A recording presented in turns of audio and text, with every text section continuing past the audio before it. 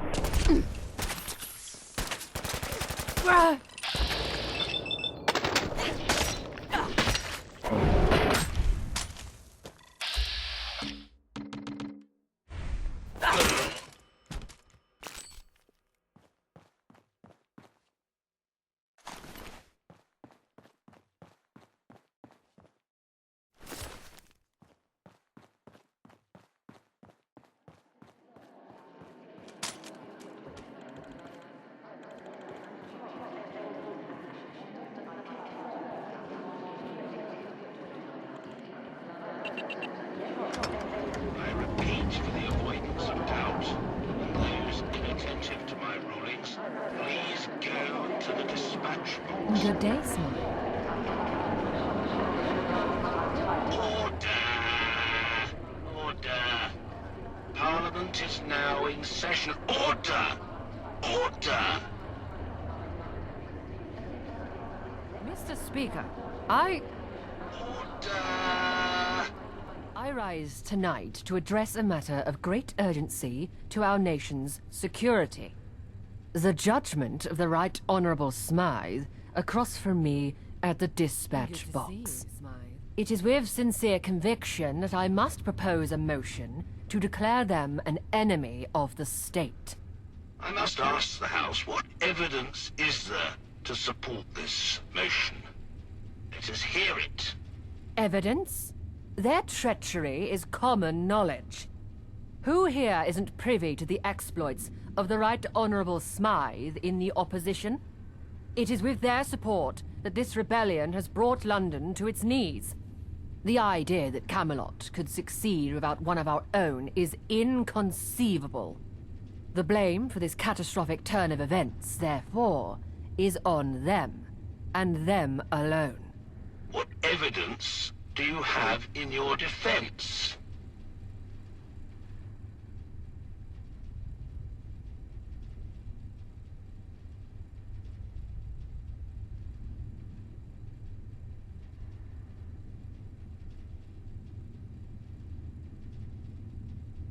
Hubbub. All those opposed to the motion, please say nay.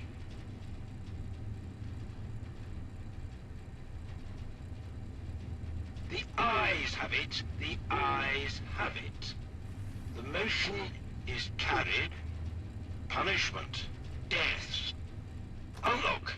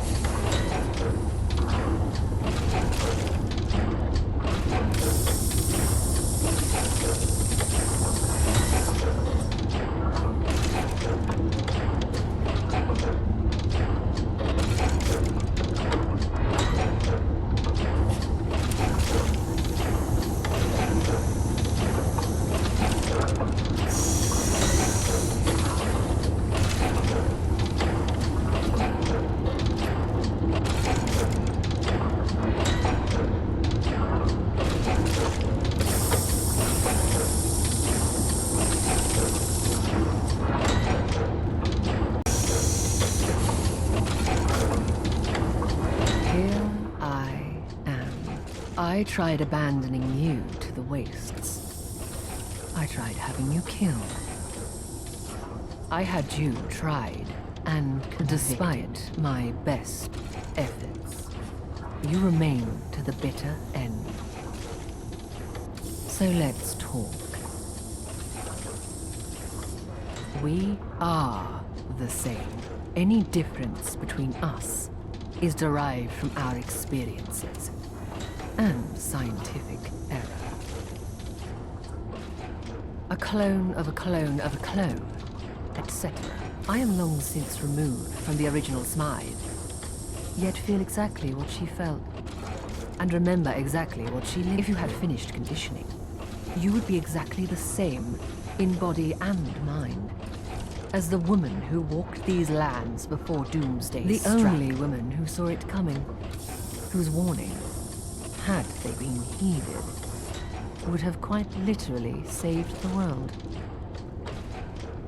Had things gone differently, they would be running the country. You must understand. I respect the parliamentary and the legislative process. It's the people within the process that made it fail. So, I compromised. The theatrics are over. Quite frankly, it would serve no purpose to deceive you any longer.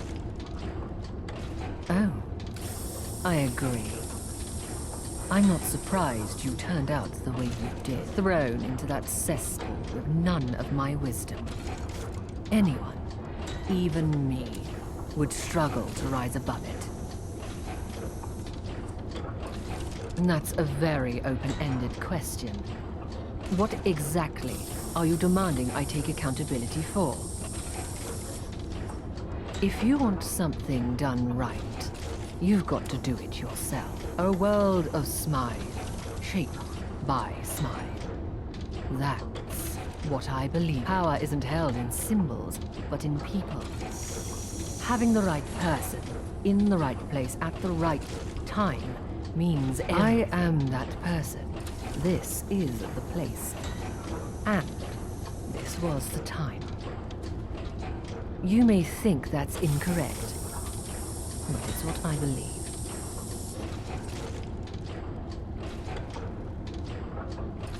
I am Smythe. Ms. Smythe. I've never lied to you in that regard. If you counted up my lifetimes, I'd be about 200, give or take a few decades. I stopped counting. I was born in what is now known as Eastminster, before the Blast Wall Initiative. I worked for the government in the Ministry of Information. That is where Angel grew its wings. I made that ministry my own, even after I was imprisoned for my activities. It was still under my thumb. I spent the last few years writing letters about the coming war to the Prime Minister, the Cabinet, the opposition, the President, everyone. And they were all. There was naught I could do from my cell, and Angel was only in infancy. So on the 23rd of October 2077, the world ended. I was imprisoned, right up until the last day. Exactly where I wanted to be. My escape was immaculate. Every last detail flawless. The Ministry of Information had been building our own Pindar bunkers for years. From there, I watched the world burn. The bunker in question is, of course, the one beneath the Angel Underground Station. Very well. Let's finish this.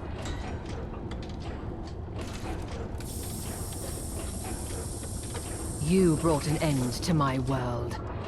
Now I shall bring an end to yours.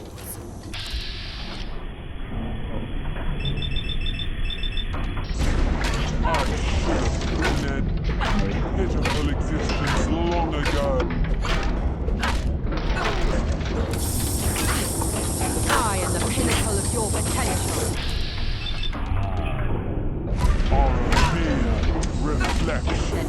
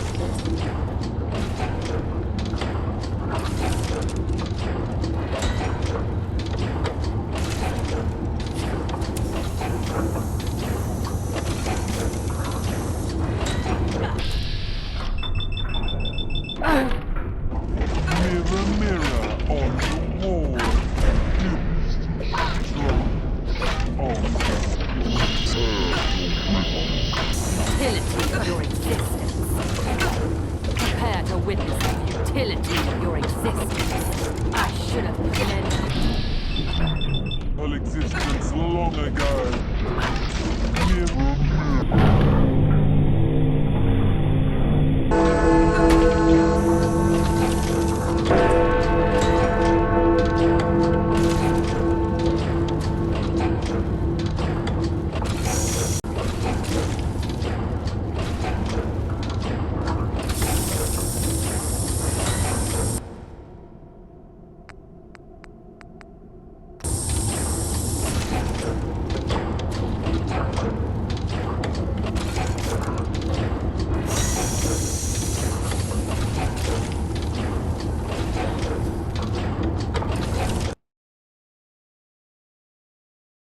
Far surpassing the expectations of their creator, the Wayfarer had ultimately swayed the course of history. Arthur, true to his word, began the process of establishing a true representative democracy. For better or worse, the fate of London would be tied to the will of the people. Camelot continued to fight the enemies of democracy wherever they found them, ensuring fair and free elections in the region. Smythe was imprisoned indefinitely, pending investigations into their activities. They were put under strict surveillance, with a guard passing by their cell every hour. At midnight, on the 7th day of their incarceration, the guard passed by their cell to find it empty. A wide-scale search was carried out, but yielded nothing. Nowhere to be found, Smythe had seemingly vanished into the shadows. The Wayfarer, remembered as Gaheris in the new legend of the Round Table, was honoured for generations to come, not as an individual, but as a part of something greater. The Tommies continued to report to the government, with a new charter outlining their role in a true democratic society. For the time being, Miller's men were left alone. They were deemed too much of a hassle to deal with, and Islington was blockaded. While they would occasionally sneak out and attack neighbouring boroughs, their rage, for the most part, turned inwards. With no outlet for their fury, this spawned a culture of infighting. Gangs of Miller's men would beat each other to the death over trivial matters. Fortunes were lost and won at a swing of a fist. Only one thing united them: their devotion to their leader, Miller. The Tommies never returned to Brickton, and their independence was guaranteed for years to come. They became a safe haven for those in London seeking a simpler life. In the grand scheme of things, they were insignificant, and they wouldn't have it any other way. While the rest of the city marched on, Brickton remained a capsule in time. The free and fair elections were not kind to the gentry, who failed to form a majority in the subsequent Parliament. As time went on, the law no longer turned a blind eye to their extractive policies. This financial shock caused a significant decline in the Westminster surplus. Now on equal legislative footing with the rest of London, the gentry redirected considerable resources into lobbying for their interests. This investment would ensure they retained their economic dominance. The vagabonds in the Isle of Dogs syndicate established a wary peace. Though true trust could never be established, the streets at least were more free of violence. Eventually, it became the new norm, and the times of constant warfare were looked back on as a red day, not to be revisited. The Thames folk decided they'd had enough of the disappearances. A movement formed to leave London for good. Those who stayed behind did so forever, looking behind their backs. Archie had finally found his place in the world beside the Wayfarer. Half sidekick, half friend. They were inseparable for the rest of their days. He never stopped adventuring, his sharp tongue getting him into trouble that he always barely squeaked out of. Arthur Mountbatten was thankful for the time spent travelling with the Wayfarer. He had lived more of a life in that short period than he had ever thought possible. For the remainder of his days, he would live a quiet life in Camden. And so, the Wayfarer's journey came to an end. But it was not the end of history, only the beginning. Because in mankind's pursuit of power, there is no price too high, no life too valuable, and no ideal too sacred. Because war never changes.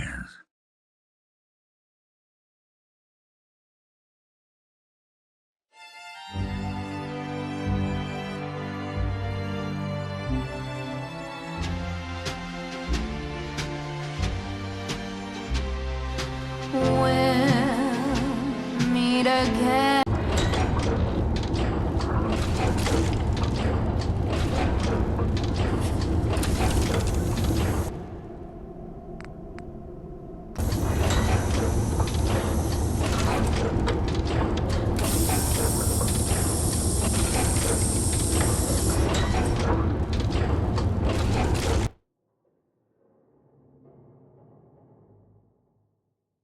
Far surpassing the expectations of their creator, the Wayfarer had ultimately swayed the course of history. Arthur, true to his word, began the process of establishing a true representative democracy. For better or worse, the fate of London would be tied to the will of the people.